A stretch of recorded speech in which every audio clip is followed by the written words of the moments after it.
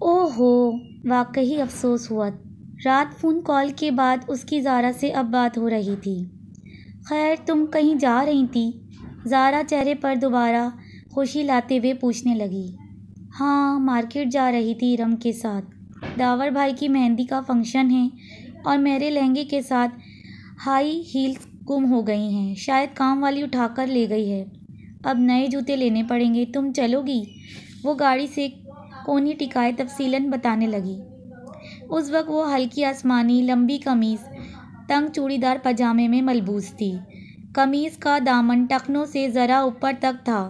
हम रंग दुपट्टा गर्दन के गिर्द लिपटा था। बाल कमर पर गिर रहे थे और आदतन आँखों में गहरा काजल डला था। हाँ, चलो फिर निकलते हैं। ज़ारा फ़ौरन तैयार हो गई और फ्रंट सीट की तरफ बढ़ी।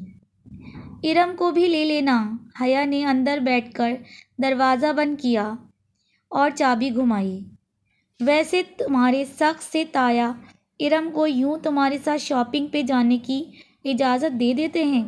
इरम उन दोनों से जूनियर थी और उसका डिपार्टमेंट भी दूसरा था, सो ज़ारा की उससे ज़्यादा मुलाकात न थी।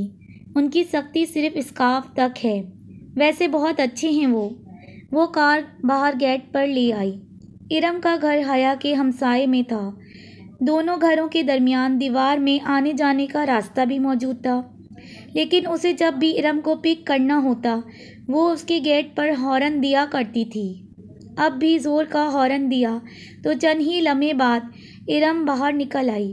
कासनी लंबी कमीज़ और ट्राउज़र में मलबूस हम रंग दुपट्टा फैलाकर सामने लिए चेहरे के गिर्द मैचिंग का कासनी स्कार्फ लपेटे वो तकरीबन भागती हुई पिछली सीट के दरवाजे तक आई थी। हेलो हया, हेलो ज़ारा। बेतकल्लुफ़ी से चहकते हुए उसने अंदर बैठकर दरवाज़ा बंद किया। हया के साथ आउटिंग के प्रोग्राम उसे यूं ही खुश किया करते थे। कैसी हो इरम? तुमसे तो मुलाकात ही नहीं हो पाती। ज़ारा ने तिरछी होकर पीछे का रुख किया। आपका डिपार्टमेंट दूर पड़ता है ना, तभी। और हाँ, हया बता रही थी कि आप लोगों का तुर्की का सिलेक्शन आ गया है। मैं सेलेक्ट नहीं हुई, हया हो गई। खैर, इसमें कोई बेहतरी होगी। तुमने अप्लाई नहीं किया था। अब्बा इजाज़त देते तब ना। वो उदास हो गई। वैसे पेरेंट्स को इतना सख्त नहीं होना चाहिए, ज़ारा ने कहा। हया ने तादीबी नज़रों से उसे घूरा कि कहीं पहले से एहसास कमतरी में मुब्तला इरम मज़ीद उदास ना हो जाए। मगर ज़ारा गर्दन मोड़े पीछे देख रही थी और इरम हस्बे तवक्का उदास हो गई थी। अब्बा भी पता नहीं किस पे चले गए। इतनी गर्मी में स्कार्फ लेना आसान होता है क्या? और फिर कल मेहंदी के लहंगे की भी आधी आस्तीन नहीं बनाने दी मुझे। हया की तो आधी आस्तीन हैं, इतनी अच्छी लगती हैं ना। मगर अब्बा ज़रा भी सुलेमान चचा की तरह नहीं हैं। इरम, तुम्हें आज क्या लेना है? मैंने जूते लेने हैं। उसने कोफ छुपाते हुए बात का रुख बदला। इरम का हर वक्त का शिकायती रवैया उसे बेहद बुरा लगता था। चूड़ियाँ लेनी हैं, मगर लहंगे के ब्लाउज़ की फुल स्लीव्स के साथ। चूड़ियाँ अच्छी भी तो नहीं लगेंगी। वो मुंह बिसोरे फिर से शुरू हो गई तो हया ने सीडी प्लेयर ऑन कर दिया। आतिफ असलम का गीत बुलंद आवाज़ से गूंजने लगा तो इरम खामोश हो गई। जिन्ना सुपर मार्केट पहुँच इरम तो चूड़ियाँ ढूंढने निकल गई, जबकि वो दोनों मेट्रो शूज़ पे आ गईं। ये गोल्डन वाला जो तीसरे नंबर पर रखा है, ये दिखाएं ज़रा। बहुत देर बाद एक ऊंची हील उसकी नज़र में जची थी। ये वाला मैम। सेल्समैन ने पूरा जोड़ा निकाल के उसके सामने रखा।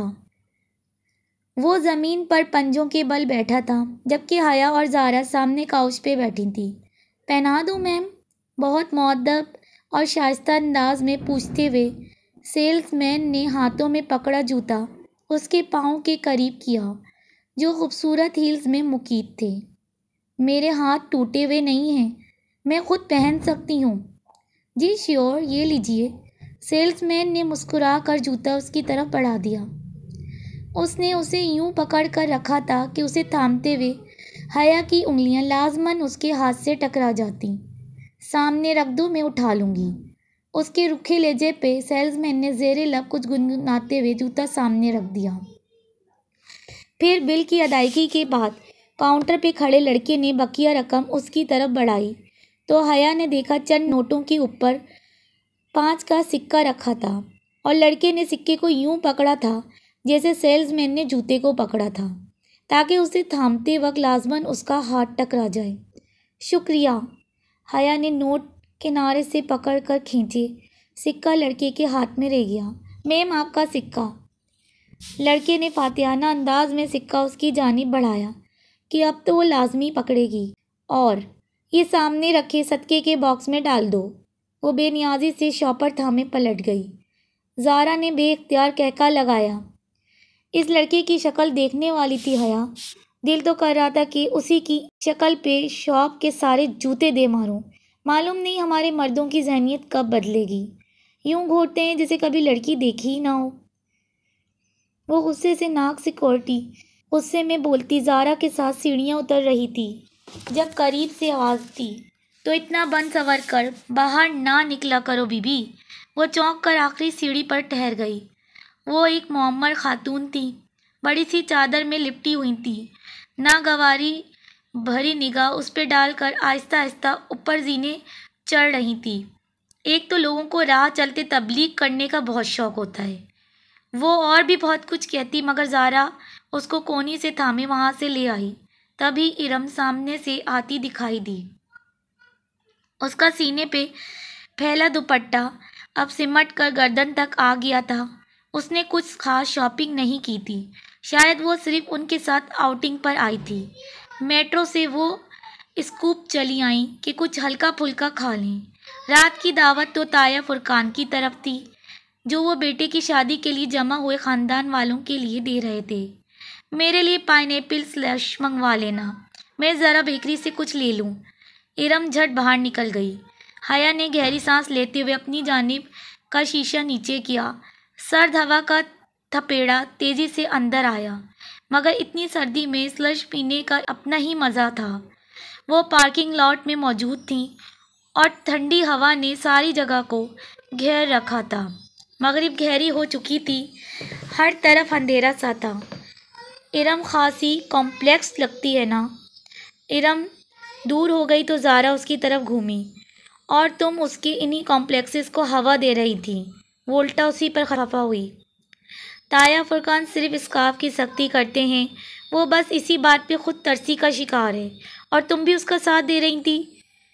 میں نے سوچا کہ بیچاری نہیں ہے وہ بیچاری، اب اس کو بھی یہی سمجھانا کہ خواہ خواہ کی خود ترسی سے نکل آئے۔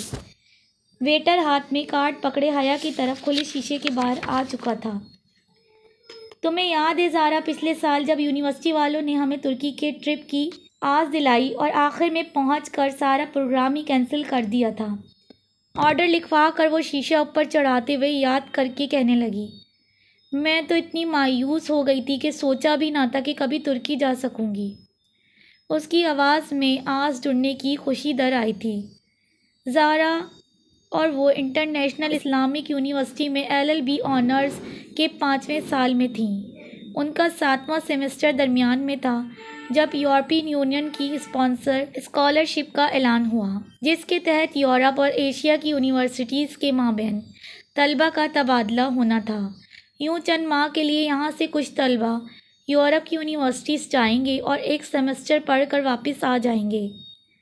جب یورپین یونیورسٹیز میں درخواست دینے کی باری آئی تو اسے ترکی کی سبانجی یونیورسٹی کا فارم سب سے آسان لگا، مگر پھر ایک اسپانوی یونیورسٹی میں بھی ساتھ ہی اپلائی کر دیا، اور اب بالآخر اسپانجی یونیورسٹی نے اسے منتخب کر لیا تھا۔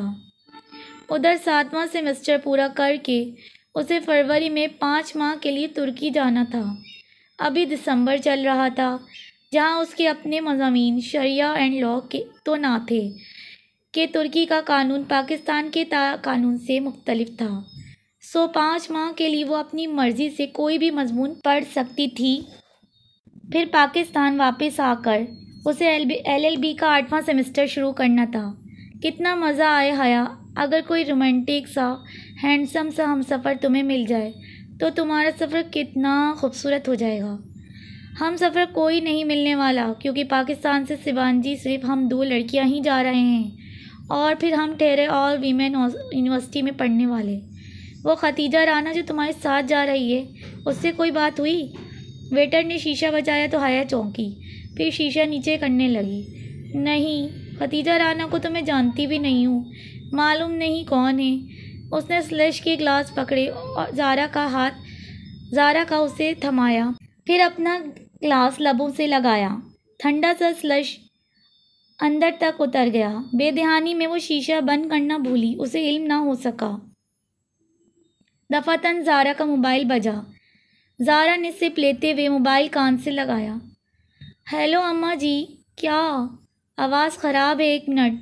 زارا کے فون پہ غالباً سگنل ٹھیک نہیں آ رہے تھے۔ وہ سلاش کا گلاس ہاتھ میں پکڑے دروازہ کھول کر باہر چلی گئی۔ حیا اپنے گلاس سے چھوٹے چھوٹے سپ لیتی زارا کو ونڈ اسکرین کے پار سے دیکھتی رہی۔ اب وہ دور ایک درخت کے ساتھ کھڑی فون پر بات کر رہی تھی۔ ہیلو مائی لیڈی، کوئی ایک دم سے اس کے بہت قریب آ کر بولا۔ وہ ڈر کر اچھلی، ذرا سا جوس کپڑوں پر چھلک گیا۔ کھلی کھڑکی پر ایک عورت مسکراتے ہوئے جھکی تھی۔ میک اپ سے اٹا چہرہ، چمکتا ہوا آئی شیڈو، بھڑکتی ہوئی سرخی، بالوں کا جوڑا، چمچم کرتے کپڑے۔ وہ عورت نہیں تھی مگر وہ مرد بھی نہیں تھا۔ کیسے ہو جی؟ وہ اس کی کھڑکی پر پورا جھکا کھڑا تھا، گلاس اس کے ہاتھ میں کانپا۔ بے اختیار اس نے شیشہ اوپر چڑھانا چاہا مگر اس کے درمیان ہاتھ تھا۔ ڈرو نہیں باجی، میں آپ کی دوست ہوں، ڈولی کہتے ہیں مجھے۔ ہٹو ہٹو جاؤ۔ وہ گھبرا گئی۔ خواجہ سرا کے وجود سے سستے پرفیوم کی تیز خوشبو اٹھ رہی تھی۔ اسے کراہیت سی آئی۔ ذرا بات تو سنو، اس نے اپنا چہرہ مزید جھکایا۔ اس سے پہلے کہ وہ آگے بڑھتا، حیا نے سلش کا بھرا ہوا گلاس اس کے منہ پر الٹ دیا۔ ٹھنڈی ٹھار برف چہرے پر پڑی تو وہ جھٹکے سے پیچھے ہٹا۔ اس نے پھرتی سے شیشہ اوپر چڑھا لیا۔ سنو جی، وہ مسکرا کر چہرہ صاف کرتا شیشہ بجانے لگا۔ بند شیشے کے باعث اس کی آواز ہلکی ہو گئی تھی اور اب وہ کوئی گیت گنگنانے لگا تھا۔ کپکپاتے ہاتھوں سے اس نے چابی گھمائی اور گاڑی وہاں سے نکال لائی۔ بیکری کے داخلی دروازے کے سامنے کار لا کر اس نے پلٹ کر دیکھا۔ وہاں درختوں کے ساتھ وہ ڈولی نامی خواجہ سرا ابھی تک کھڑا تھا۔ وہ اس کے پیچھے نہیں آیا تھا اور اب گا بھی نہیں رہا تھا، بس خاموش گہری نظروں سے اسے دیکھ رہا تھا۔ اسے بے اختیار جھرجھری سی آئی۔ کہاں رہ گئیں یہ دونوں؟ اس نے جھنجھلا کر ہارن پہ ہاتھ رکھ دیا، پھر گردن موڑ کر دوبارہ دیکھا۔ وہ ابھی تک اسے ہی دیکھ رہا تھا۔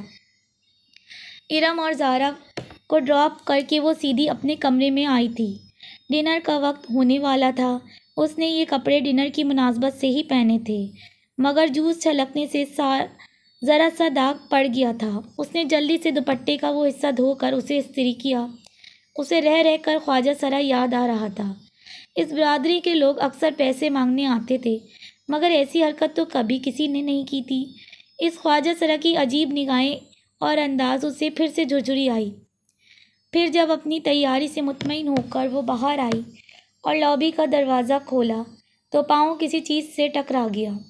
وہ چونک گئی۔ دروازے کے ساتھ فرش پہ سفید ادھ کھلے گلابوں کا بوکے پڑا تھا۔ وہ جھکی اور بوکے اٹھا لیا۔ ساتھ میں ایک بند لفافہ بھی تھا۔ وہ دونوں چیزیں اٹھا کر سیدھی ہوئی اور لفافہ کھولا جس پر حیا سلیمان لکھا تھا۔ اندر وہی سفید بے سطر چوکور کاغذ تھا۔ اس کے وسط میں اردو میں لکھا تھا، امید کرتا ہوں کہ آپ کا آج کا ڈنر بہت اچھا گزرے گا۔